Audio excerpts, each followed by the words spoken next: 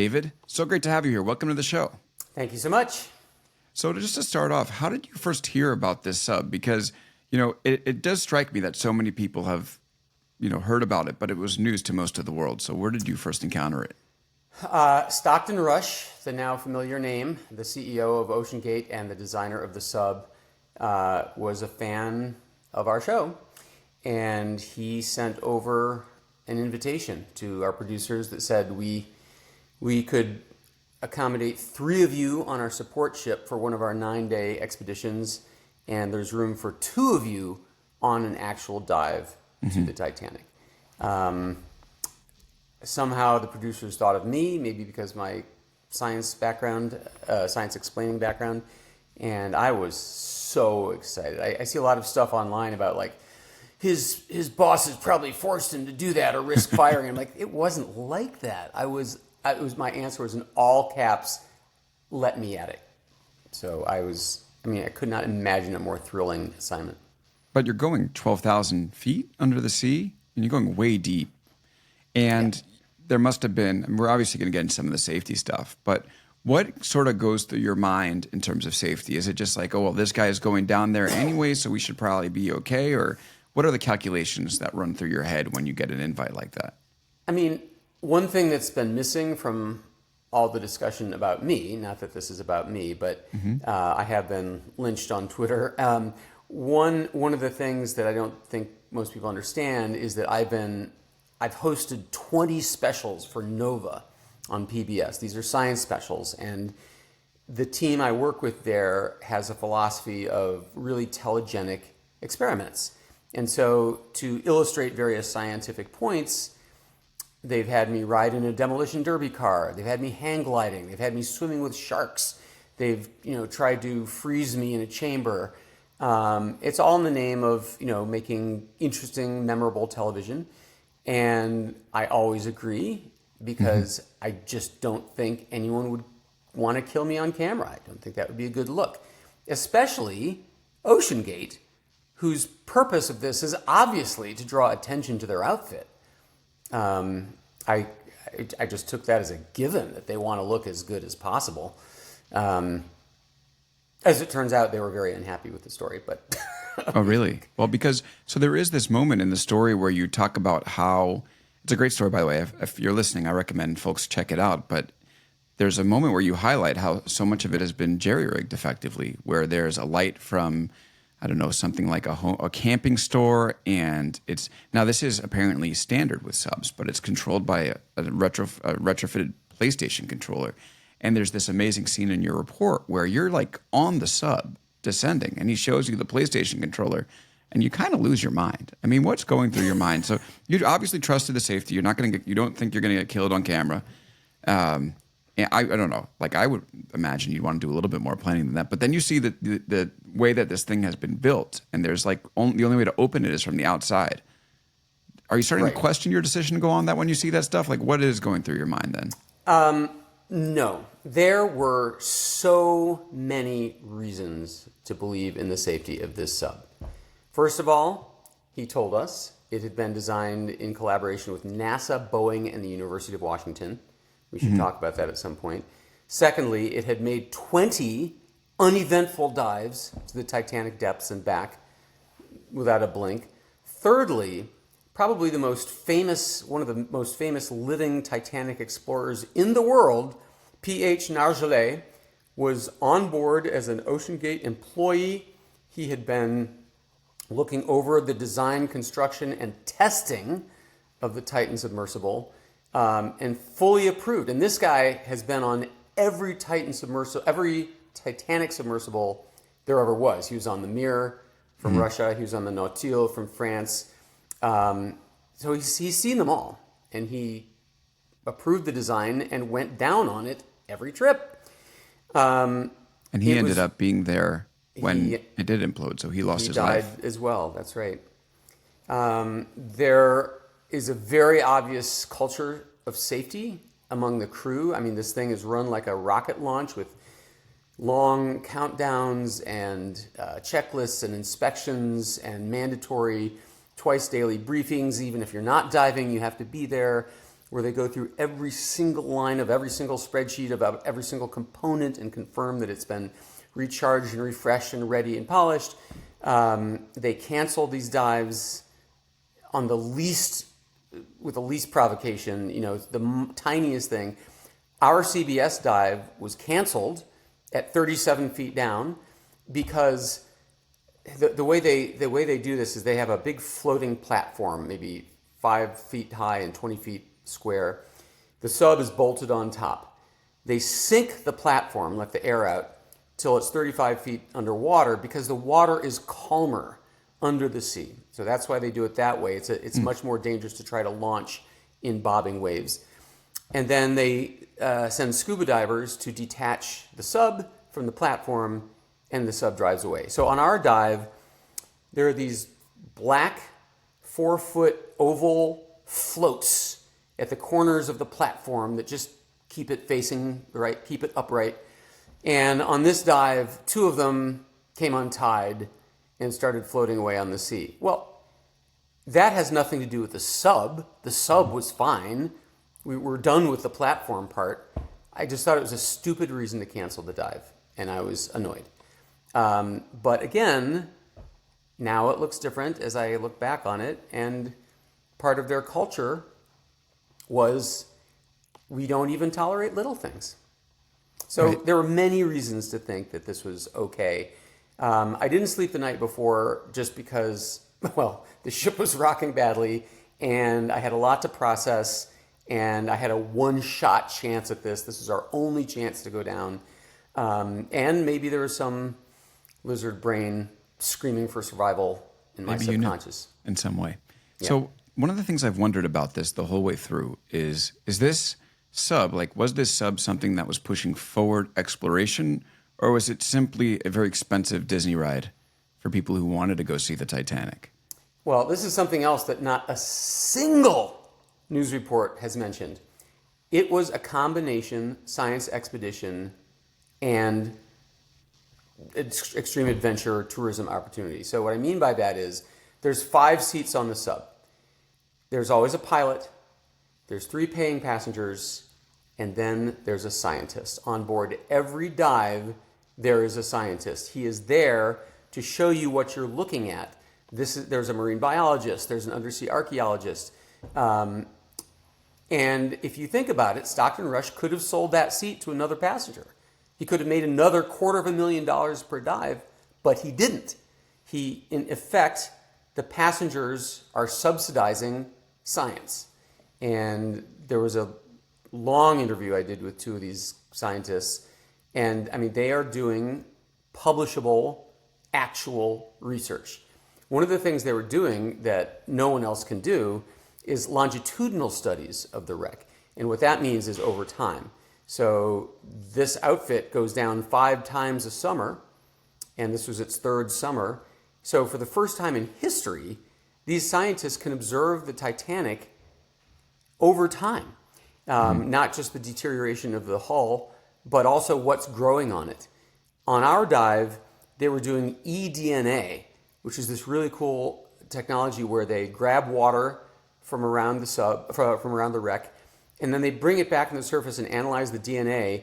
They can tell every critter that's been near the Titanic in the last 24 hours.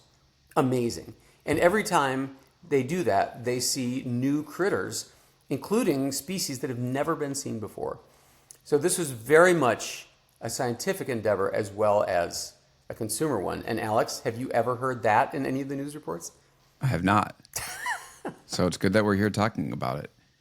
One thing that I also wonder about going down to the Titanic is that it feels almost a bit macabre, like the fact that people who came up on the sub that you were on seemed overjoyed about the photos they had gotten and the views they had gotten of this wreck.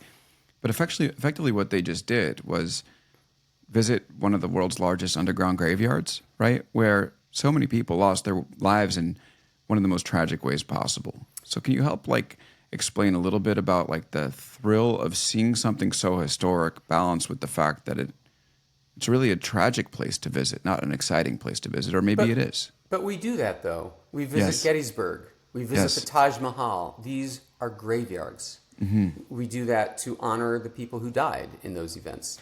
So I had a long conversation with Stockton Rush about this, and he said, I think the people who object are wrong, because first of all, this wreck won't be there in 50 years. It's going to be a lump of rust. And if we're not there filming it, shooting it, making models of it, then it'll be gone, and no one will be able to learn anything from it. And he did joke, we don't have a gift shop, but we are no different from any other famous gravesite that people go to show their respects. Absolutely. And it is just pretty wild. I mean, how the Titanic has been just this thing that's stuck in the globe's consciousness. I mean, there's something about it, right, that just captures people's imagination. Maybe they put themselves in the place there. I'm curious what you think it is. Is it maybe it's nature pushing back? I mean, it's kind of ironic, right? But it is nature pushing back about humans, belief that they can control the world and impose their will on it. I mean, I think that's most of it. I mean, there have been many shipwrecks, some much more dramatic, some much more cool looking underwater. But it's this one because it was the ship that couldn't sink, and it was its first maiden voyage. And of course the James Cameron movie kind of made it a popular pop cultural icon. So I think all those things continue to make it a singular icon. Yep. So what was your first thought when you heard that it had gone missing? The first thing I thought was, oh my God, these media making a big deal out of nothing. I'm sorry to say. But, I mean, I knew I had been with this thing long enough to know that it glitches all the time. All the time. They all do. The Mir, the Alvin, the Nautil, all of these submersibles glitch all the time. And through this whole conversation, let's keep in mind what P.H. Nargile told me. All submersibles are prototypes. These are not mass-produced. There was not a 1.0 and this is 2.0. They are all one-offs. And that means there are no spares. There's no mass-produced parts to swap in. So things go wrong all the time. James Cameron had to cancel dives. The Alvin had to cancel dives. The Nautil had to cancel dives. There's a Chinese one and a Japanese one. All of them glitch all the time. On our week over the Titanic, you may remember that there was a team of paying passengers who went down and got lost. I don't mean they were out of contact with the surface ship. I mean they were lost. They didn't know where they were. They couldn't find the ship. There's no such thing as GPS underwater. So what they do is, in the control room on the surface ship, they can see both the sub and the pieces of the wreck. And they direct the ship using text messages sent as acoustic pulses through the water. Radio waves don't travel through water either, by the way. So only acoustic pulses. And I have this great picture of the codes that they use. The text messages are like 3 characters long. XXY means we've reached the bottom, and so on. So the control room on deck has to direct the sub which way to go to find the Titanic. And on this occasion, for some reason, the OceanGate GPS system and the ship's own GPS system were disagreeing with each other. So they kept sending instructions down to Stockton in the sub and giving him bad directions. And we had a GoPro in there, and we recorded all this, and you can just hear them going, "You just said we're 100 feet off it to the right, and now we're 500 feet off it to the left." What's going on? Yeah. And they came up. They came up after 4 hours. They never saw anything. They saw a boiler, but they didn't see the ship. And so when I heard that the thing was missing, I thought, oh, okay, so it's a comms glitch. Then I heard a couple hours later that this news was coming out 24 hours after it lost comms. That's a different matter. Then, my stomach dropped out of my body. So let's go back right into your experience. When you said, I mean, basically it's like sitting in a tube. And how long were you down there, and what was it like when you were when you were there. Did you have any worries? Like, what have I just done? I would be freaking out. And I'm not claustrophobic or anything like that, but It's not bad. It's like I like to say it's like a minivan. It's tubular, so the walls are rounded, but the floor is flat. There's no chairs. It's very modern looking, very cool looking. You know, the hull, of course, is a carbon fiber cylinder 5 inches thick, and you may not drill anything into carbon fiber. You may not interrupt that surface.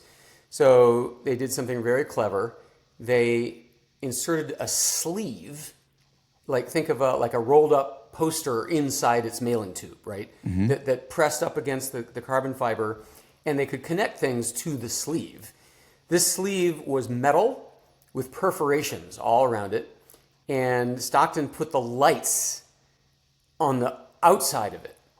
So it shone through the little holes and gave the whole thing a really cool modernistic look. So you sit on the floor. It holds 5 people. It could even hold 6 people.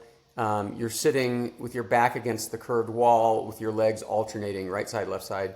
And then Stockton sits, or the other pilot, Scott, sits against the back wall facing forward. It's not cramped. You can't stand up, but you can shift. You can stick your legs out. You can sit cross-legged. There is a titanium dome at either end. And remember that the floor, in effect, cuts off part of the cylinder. So what I'm saying is, if you're in front, you can turn 90 degrees so you're facing forward. You can sit on the lip of the floor with your feet hanging down into the titanium dome, so it feels more like a chair. Yeah, I'm going to get back into what happened with this ill-fated voyage, but just to go back quickly to your story. So was it like a pretty smooth ride, and then you just come up on the Titanic and you take a look for 30 minutes or so, or? Well, remember, I never saw the Titanic. Our guy was aborted, but of course I interviewed all the people who did make it down. Right. Apparently, it's really cool going down, and I've seen the videos. What they can do is turn the sub's external lights off, and you see these bioluminescent snow, and they're flying up past the porthole. They're little microplankton and micro shrimp, but they have their own glow. It's very cool. It's very peaceful. They play music all the way down. They what do you want to hear? I want to hear Eric Clapton. Everybody has a sandwich and a bottle of water. It gets colder and colder and colder. When you are at the bottom, the water is 29 degrees. And if you think about it, that's below freezing. And that's because salt water freezes at a lower temperature than regular water. So they tell you to wear layers and bring ski socks and bring a winter jacket. And then the sub's external floodlights have a range of about 12 feet. So usually you're just seeing empty sand, an empty sandy plain in front of you. And then when you do find the Titanic, you can hear on the GoPro, they just lose their minds. They're like, dude, there. It just kind of like emerges out of the blackness, this immense prow hull. You got to realize it's partly buried in the sand, so it's even bigger than it looks.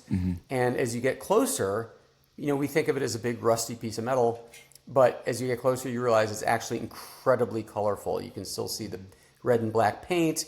The critters on it are very colorful. The rusticles, which are these rusty-looking icicles, are orange. People who made it down say their lives were changed. Yeah. And so, okay, you were initially like pretty hopeful after hearing that it had gone missing. It had been 24 hours, but the scenarios that you were thinking about was that like they had potentially just lost communication. Right. So once they'd been gone for 24 hours, I didn't like to think about this, but there are really only 3 things that could have happened. And so much of the speculation online was so uninformed. The only things that could possibly explain a loss of communication are, number 1, it imploded. Number 2, it got to the bottom, it lost power, so therefore couldn't communicate. Because remember, it wasn't yet to the bottom when they lost communication. It was only an hour and 45 minutes in. So the second possibility is they lost power, and they got snagged on something on the bottom, either embedded in the silt or caught on the Titanic.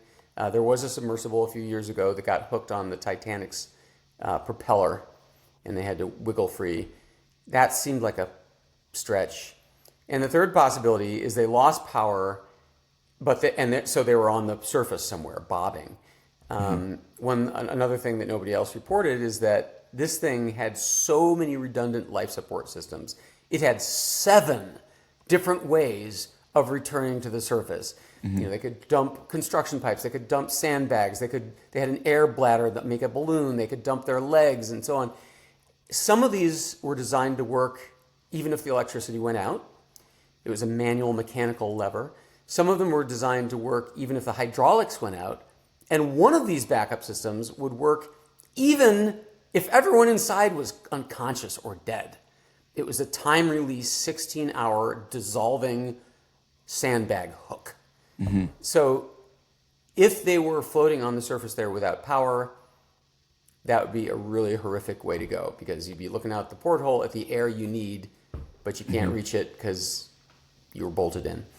So I was hoping that if they had to die, that it was implosion, because they would not have seen that coming. It would have been just cessation of consciousness. Yeah, and James Cameron, when he was asked about it, basically said that he knew that it was an implosion from the beginning. There's a tremendous amount of pressure. We can talk about that ends up, being pushed on this sub. And what he pointed to is that carbon fiber was actually it's very good for keeping gas in, keeping pressure in, but very bad for repelling pressure outward. I'm curious what you think about that. I mean, you got to remember, this was not a science experiment. This thing had been designed with experts. It had been tested many times.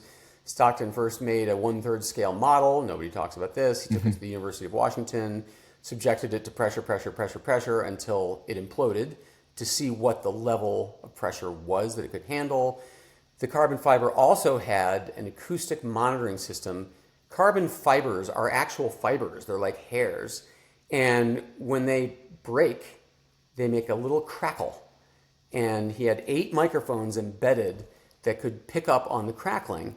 And he said, in testing, they'd take it down to 1,000 feet and they'd hear it crackling. And so they'd come back up. Then they'd go back down a week later to 1,000 feet, no crackling. This time they'd go down to 2,000 feet until it started to crackle. Then they'd go back up. In other words, the weak fibers had already died. So they tested it until there were no more fibers to pop.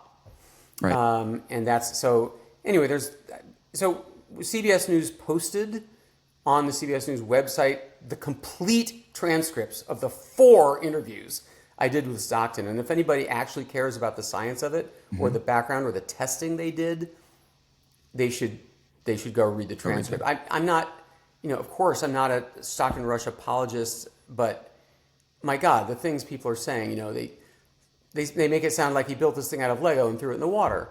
It was tested and it was inspected by some of the greatest minds in submersibles. So it's not as simple as the guy was shooting blind. So how did this thing implode then? I believe that I interviewed a veteran Navy pilot for CBS, and I believe that he's correct, meaning submarine pilot, that it's not the carbon fiber. It's the dissimilar materials connected to it. So the titanium end caps and the plexiglass porthole, 7-inch thick. What happens is each of them has a different coefficient of compression and expansion. In other words, under pressure, under temperature change, they each expand and contract a little bit differently. And I keep saying, wow, he'd been down 20 times without an incident. That gave me reassurance. But this theory says, no, that shouldn't have given you reassurance. That's what should have terrified you, because that's called cyclical fatigue. Every time the thing goes down and back up again, you're weakening it. So I believe that the carbon fiber did not give way. I think that his acoustic monitoring system never went off. But what happened was all it takes is a a couple molecules of water in the seam between the carbon fiber and the titanium, or the titanium and the plexiglass, and it's over. David, I mean, you were like a couple months away. Like if you had been there a few months later, you'd be dead. How do you feel about that? It's worse than that. After our aborted dive, they made 2 more that week. The one that got lost, and then the one that was successful. And then we came back to shore, and they brought in the last group of the summer, and they made it down once. And so if you think about it, the only thing that separated the CBS crew and the fatal dive was 3 dives. It's like Russian roulette. So it's honestly been a lot to process. This has been a really rough week. There's anger, there's little survivor's guilt, there's unbelievable gratitude, at the luck, and I'll be thinking about it for a long time.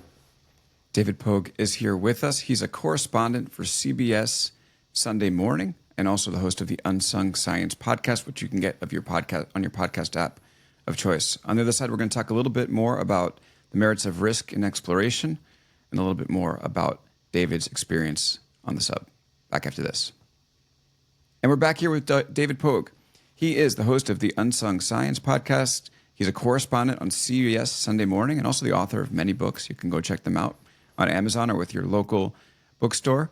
David, actually, this is like the second time we're talking on a podcast. I don't know if you remember, but you were on my first podcast, which I started like 10 years ago. I probably should have kept it going. It was called On the Program, and it was kind of jerry-rigged, anyway, I won't make a comparison. But we talked about your very creative proposal video, and we didn't really have sound, we didn't really have an audience, and so I appreciate it. I guess things have changed since then, but it's good to be back on with you. Thank you. You too. So let's talk a little bit more about the merits of risk in exploration. There was a line, we talked about it on the show Friday when we were going over what happened, but there's a line that Stockton Rush used where he said, at some point, safety is just a waste. I mean, if you just want to be safe, don't get out of bed, don't get in your car, don't do anything.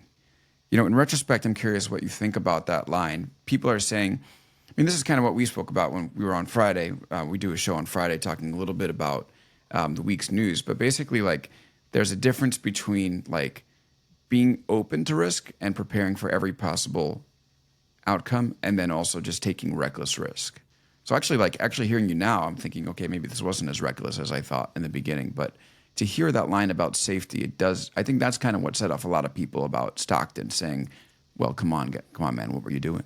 I mean, he did a lot of sort of swashbuckling for the camera, and it did not age well. I mean, no. He said all kinds of things, and on our follow-up story for CBS Sunday Morning that appeared on Sunday, you can find it on YouTube, you see more of that kind of stuff where, his other line is, when you think outside the box, all the people still in the box think you're crazy.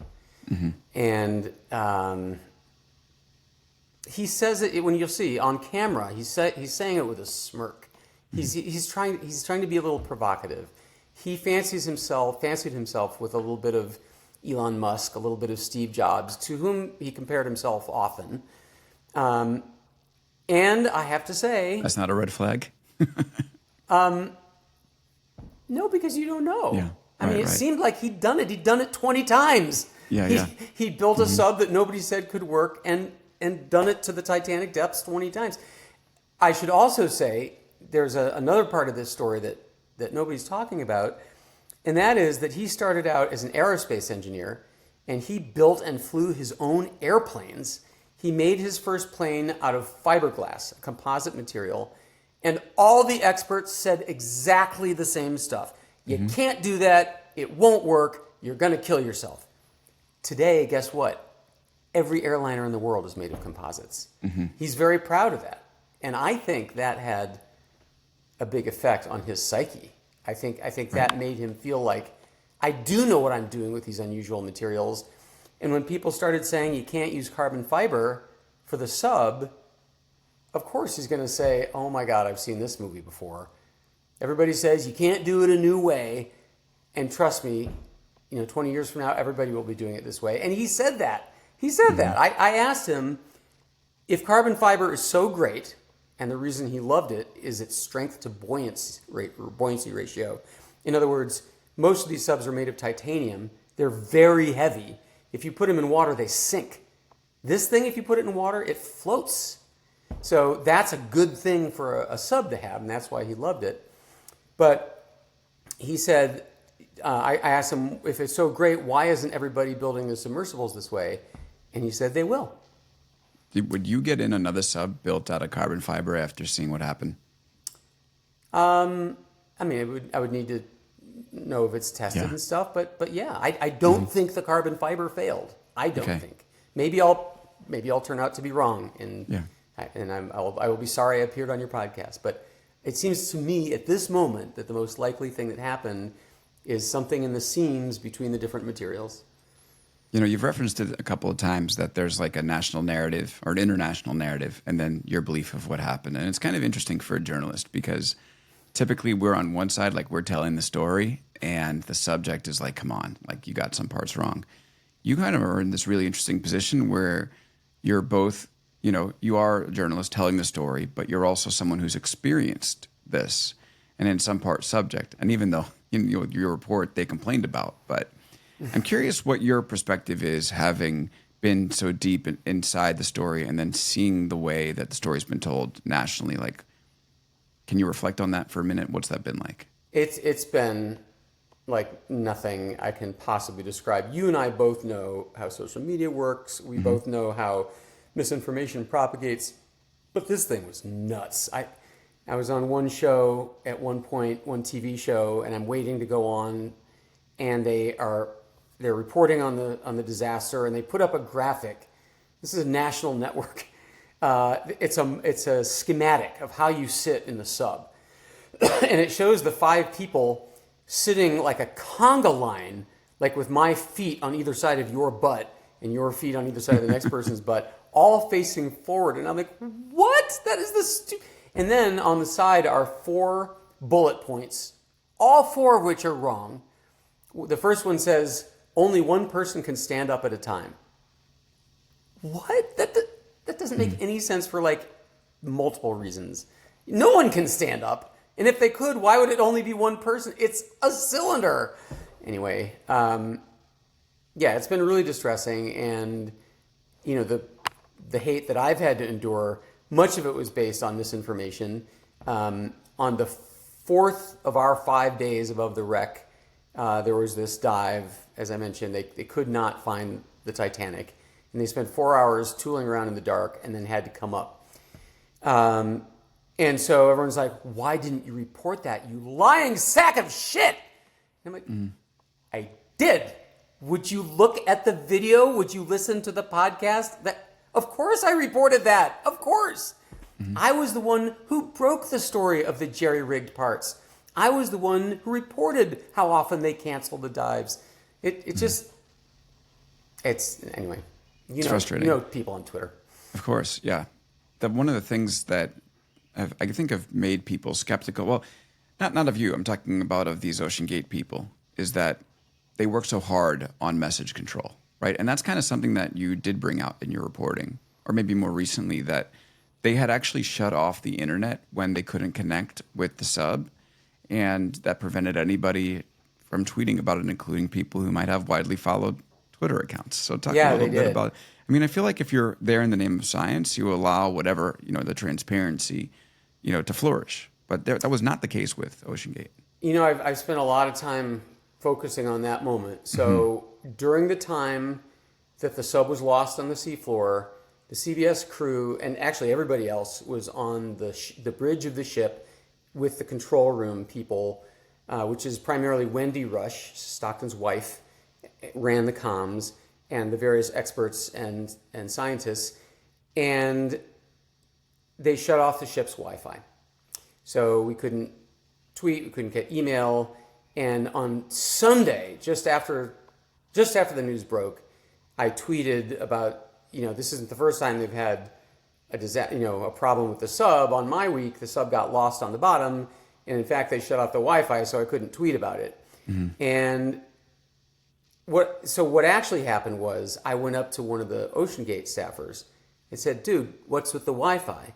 And his answer was, if this is an emergency, we're going to need the bandwidth. We're going to need, to call Coast Guard, we're going to need communications. And we can't have a bunch of people tweeting and uploading pictures. It's a plausible answer. I don't know if he was lying. Maybe they were just trying to prevent bad news from sneaking out to the public. There's no way to know. I was being a little bit cynical that day, and I said it was to stop us from tweeting. We'll never know. There's also, if you want to draw a line between the data points, a similar question is, why did it take them so long to notify the Coast Guard that the sub had gone missing? I think it was a number of hours. But again, there's also a plausible explanation, which is these things glitch all the time, and usually it comes back. Right. So do you launch a very expensive taxpayer-funded manhunt if it turns out that it was just a fluke that comes back? I did get a question about this on Twitter from someone, this person, Joran, who was asking why taxpayers have to pay millions to rescue the people who took this huge risk aboard an unlicensed vessel. Like, for instance, if you want to climb Mount Everest, you need to get a permit. So do you think it's like, this is a big point in the story that people have talked about. It's very big government rescues that were sent out to people who did take a risk. And, we have, and this, the other thing that's been talked about is there was this, boat of migrants that went down off the coast of Greece. 800 people died. And you didn't see half of the government resources marshaled there. So talk about that. I mean, it just makes my blood boil. I mean, it's the white girl in danger scenario. I don't know if you heard this term, but when there's a white girl in danger, it's national headlines or pictures on the front page of every newspaper. If it's an identical black girl, you just don't hear about it. It's the same thing. It's billionaires in a submersible to the Titanic. That's news. That's exciting. That we care about. But that hundreds of migrants in that ship went down in Greece. And I mean, honestly, of course, I was up to my neck in hell last week, but my son comes in and goes, did you know that the ship went down at the same time as the sub and no one's talking about it? It's a conversation we need to have. When you think about government resources, do you believe that government resources should go? I mean, if you're like, let's say you're the allocator of government resources, do you go to do the search and rescue on the sub, or do you send it towards migrants in distress? What do you think it seems like an obvious answer, honestly. Yeah, it doesn't seem right. It does not seem right. I mean, the Coast Guard was asked this question, and their answer was, we are here to serve. Doesn't matter the situation, that's what we do. But, I mean, I remember one time I on my honeymoon, I went to Australia, and we got to climb Uluru, that big, bizarre rock, Ayers Rock, it's also called, in the middle of the desert.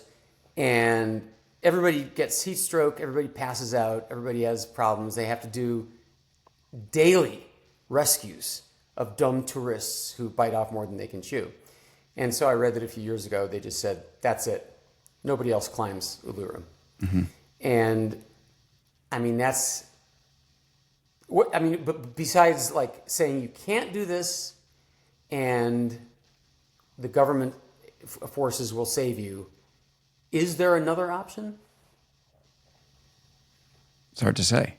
I mean, it's more like, where do you want to allocate resources versus like, because ultimately governments always make choices. That's sort of like the whole idea of governing. So where do you decide to deploy?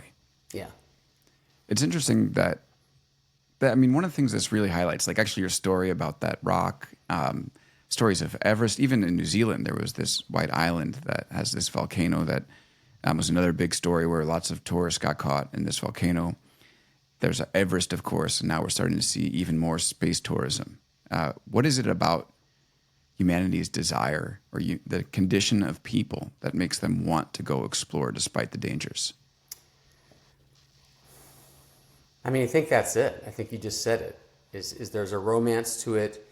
There's an achievement factor when you do something dangerous and survive. I mean, you've outsmarted death. You know, on the follow-up story on Sunday Morning, I said, you know, is this going to be the end of adventure tourism? Are they going to shut all these things down? No, I don't think so, because like you can't stop people from having that itch.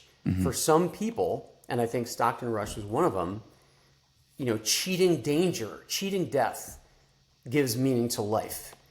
And I'm not really one of them. I've never been skydiving or, you know, visiting a volcano, but I certainly know people who are like that, and they are driven. They are driven to these extremes.